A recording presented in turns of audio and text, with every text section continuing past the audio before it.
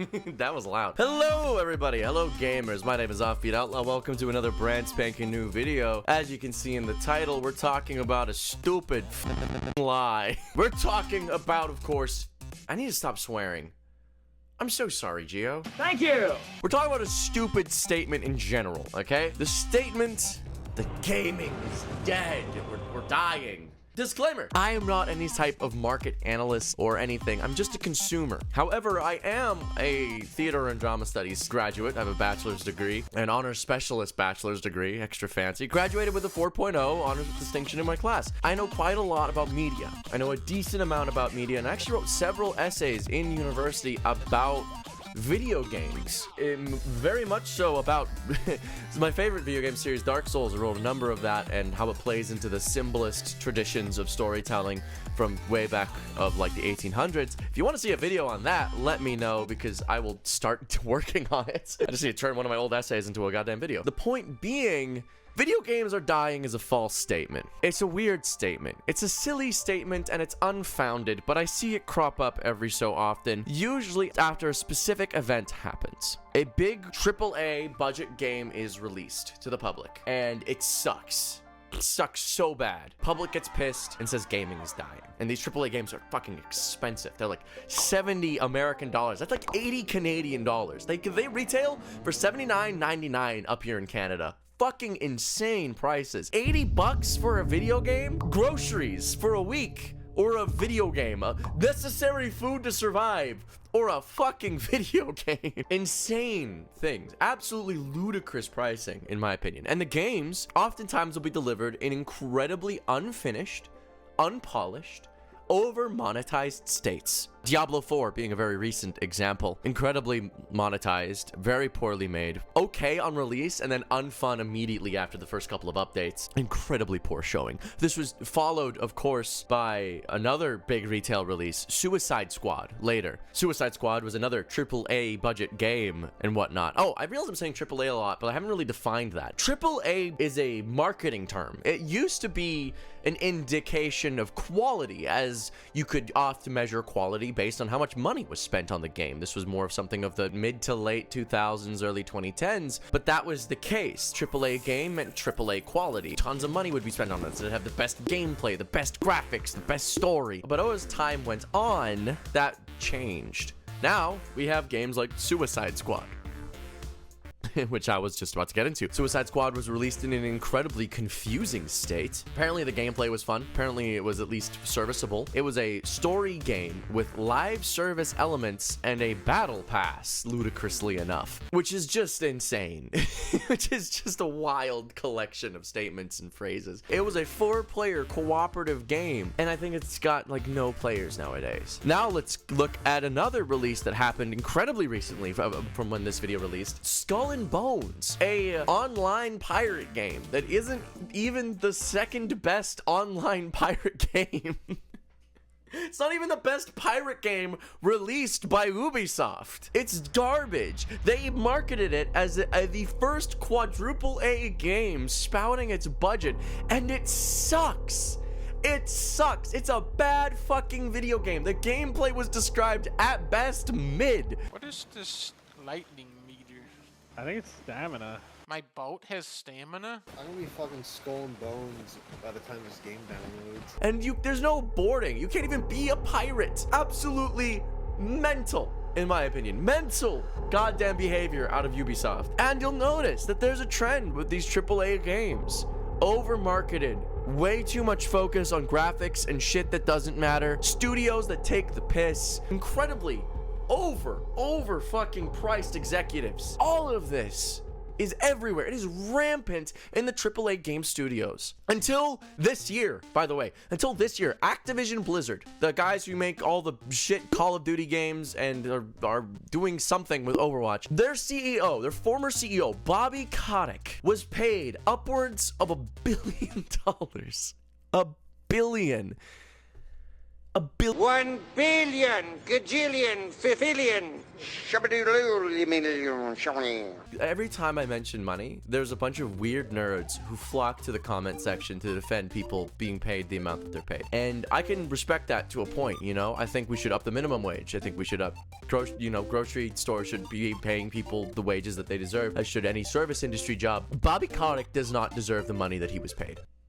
And there is a very easy way to quantify this. Biggest company in the world, pure monetary value measured by stock market, among other things. It's Apple. Apple. They are the best. They have the biggest market share. They're fucking mint, okay? They're brilliant. As much as I personally am not a big fan of the company, we cannot deny the fact that they have absolutely monopolized the phone industry. Yeah, Samsung's in the race, but is it really though? The only place where Apple isn't even that good is in fucking China, because they have Huawei. And the point being, Apple's a good company as far as you can measure a company's value by how much money it makes. Its CEO got paid $200 million. Tim Cook. So considering the best company on the planet has their CEO paid $200 million, how the fuck do you justify paying Bobby Kotick, who runs not even the best video game studio on the planet, $1 billion? You can't. You simply can't. And that is an example of where all this fucking wasted money goes in the video game industry. There is tons of wasted fucking money everywhere in the video game industry. Everywhere.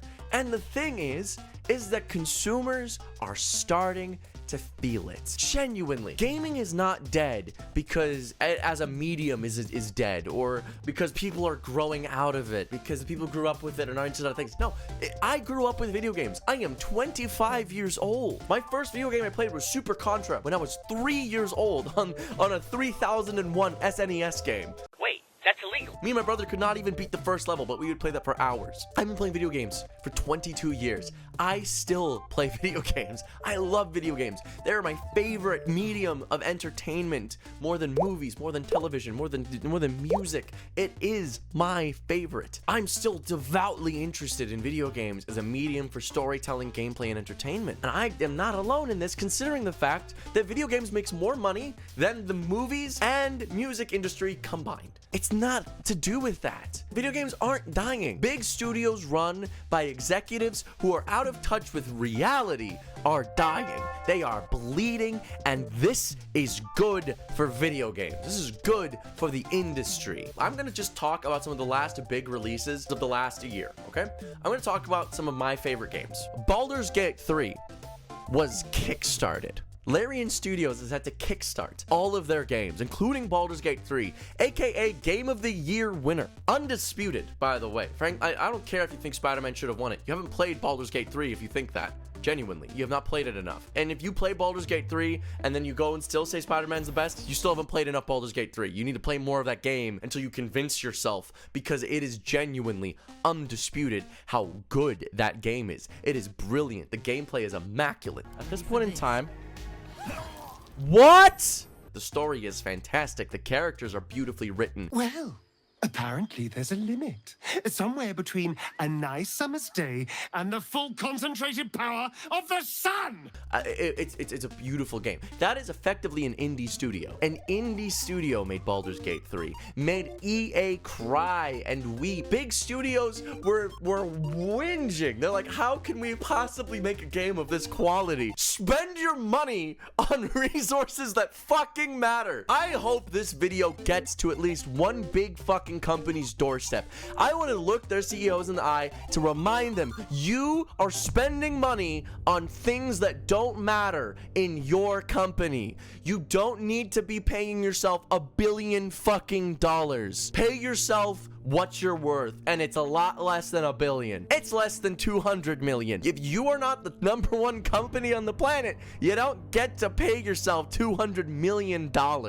Okay? These CEOs are fucking up the industry. These CEOs that refuse to make games that are just good. And it's not the developer's fault. It's these CEOs and executives that go, I know we want to make a good game, but how do we capitalize on the Battle Royale market? I know we want to make a good game, but how do we capitalize on the Battle Pass? What's the monetization angle? I know we could probably make a reasonable, large amount of money. We could make an absolutely absurd amount of money if we just made a good game, but how can we make all the money in the fucking world? It's these soulless husks of people, these executives that run the video game companies that are ruining gaming. Baldur's Gate 3 had these companies shivering in their fucking timbers because it was so goddamn good. It was so good that these companies were whining about how good it was and that they couldn't possibly do it. Yes, you fucking can. It's called get rid of your stupid CEO who's taking up 90% of your budget. It's called don't spend so much on marketing and focus more on gameplay. No one cares about graphics, and anyone who does care about graphics has a favorite flavor of crayon. It's not worthwhile. Next, let's look at another big release of the year. Lethal Company!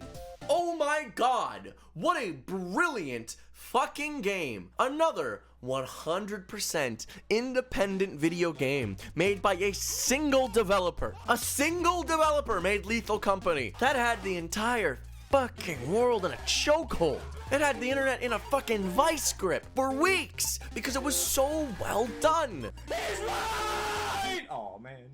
It was a game with an idea, with a method of execution, and it went viral, and it's a good game. I think we've all played a little too much Lethal Company, so we're probably not talking about it as much anymore, but it's a good fucking game. It's a well-made video game, and that is good. It's a good for the industry. The fact that a video game could take some people's minds over like that is evidence of this. Next, another great video game made by not necessarily an independent studio, but a small studio, Arrowhead Games, Helldivers 2. This is my most recent hyperfixation, obviously, and I am absolutely focused on this game. I cannot get it out of my head. It is an amazing video game. Its gameplay loop is incredible. It has incredibly unpredatory monetization practices. It's got a great progression system. It's so much fun to play with friends. Like, couch your days, motherfucker.